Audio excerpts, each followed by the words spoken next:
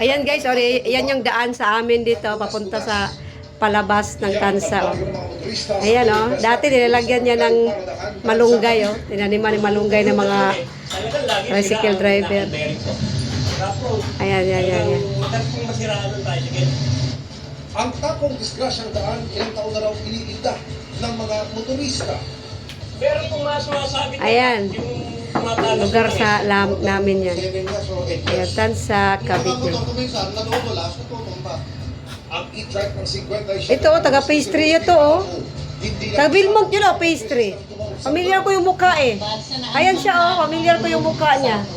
At saka yung bago lang yung anak ko dito, tumawag din. Bigla. Ayan yan guys, ang daan na papunta sa amin. Papuntang Maliksi, General Ono, yan.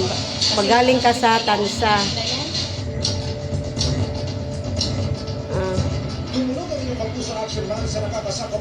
Na GMA siya. Paliwanag ng Kirit West Land Incorporated, maaaring nagpalala sa kondisyon ng kalsada. Oo, yung mga malalaki na kaplanan. O di ba pumunta dyan ang GMA? Yan yan o. Nangangako silang makikipag-ugnayan sa Municipal Engineering Office ng bayan para mapag-aralan ang pagsasaayos sa daan. Handang makipagtulungan sa subdivision ng LGU. Hindi po Sa ngayon, mabalita eh. pansamantala na Ayan. nila Nilagyan ng tiles.